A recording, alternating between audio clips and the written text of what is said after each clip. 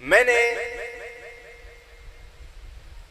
آپ کے سامنے قرآن کریم کی ایک آیت کے کچھ الفاظ پڑھے ہیں. تقریر کروں تو 2-2.5 گھنٹے لگے. میں نے اس میں سے آپ کو 2 باتیں سنانی ہیں. اللہ تعالیٰ ارشاد فرماتا ہے وَاتَّخِذُوا مِن مَّقَامِ إِبْرَاهِيمَ مُصَلًّى. آپ لوگ جانتے ہیں حضرت ابراہیم علیہ السلام اللہ کے نبی ہیں. ان کو اللہ نے اپنا خلیل بھی فرمایا. خلیل بڑے اچھے پیارے دوست کو کہتے ہیں. وہ خلیل اللہ بھی ہے اور نبیوں کی جماعت میں ہمارے نبی پاک صلی اللہ علیہ وسلم کے بعد باقی انبیاء میں افضل ہے.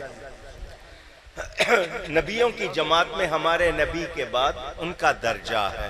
پھر 5 نبیوں کے درجے ہم آیت قرآنی کے مطابق بیان کرتے ہیں. کوئی نبی ادنا نہیں ہے, کسی کو ادنا نہیں کہہ سکتے. 5 کے حضرت نوح علیہ السلام, حضرت ابراہیم, حضرت موسیٰ, حضرت عیسیٰ, اور ان سب میں افضل ہیں میرے آپ کے نبی پاک صلی اللہ علیہ وسلم جو اللہ تعالیٰ کے آخری نبی ہیں. ٹھیک ہے. حضرت ابراہیم علیہ السلام کو اللہ نے حکم دیا کعبہ بنانے کا. جبریل امین کو سمجھنے کے لیے کہوں وہ انجینئر بتاتے جاتے تھے. حضرت ابراہیم اور ان کے بیٹے حضرت اسماعیل بناتے جاتے تھے.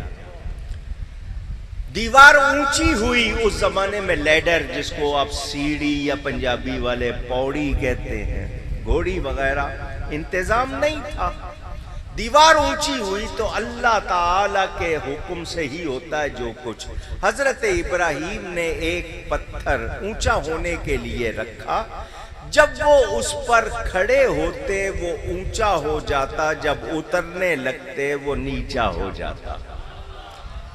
جیسے اسفنج ہوتا ہے نرم.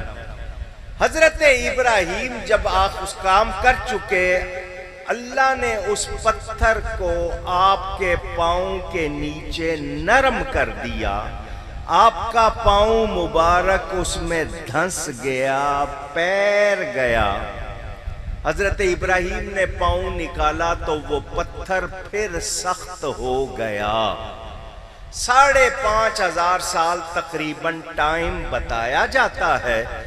آج بھی وہ پتھر کعبۃ اللہ کے پاس رکھا ہے. اس کو مقام ابراہیم, حضرت ابراہیم کے کھڑے ہونے کی جگہ کہا جاتا ہے.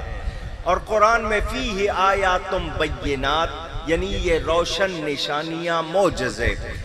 سنیں بات جو کرنی ہے وہ یہ, حضرت ابراہیم کے قدموں کا نشان اس پر ثبت ہو گیا, نقش ہو گیا, قائم ہو گیا, آج تک موجود ہے.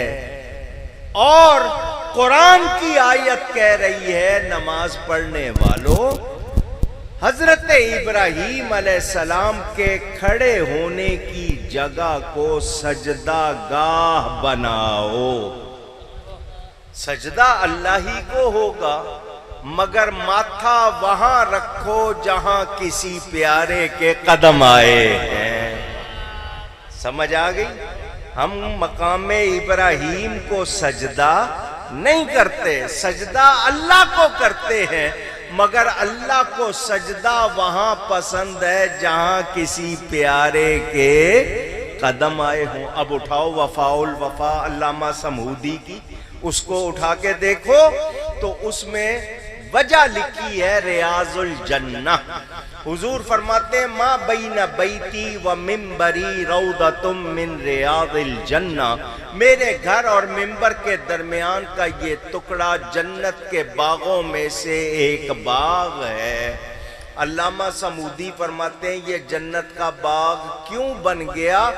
اس لیے کہ وہاں کثرت سے نبی پاک کے قدم آئے. حضرت ابراہیم کا قدم جہاں آیا جب اس کی اتنی شان ہے تو جہاں مصطفیٰ کے قدم آئے ہیں. جو مسئلہ بیان کرنا ہے اگر صرف اسی پر بات کرتا تو بات دوسری طرف چلی جاتی.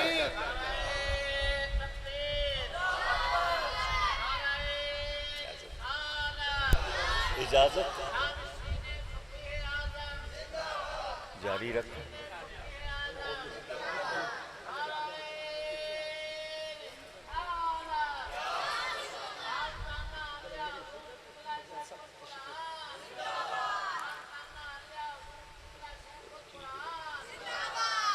مرحبا.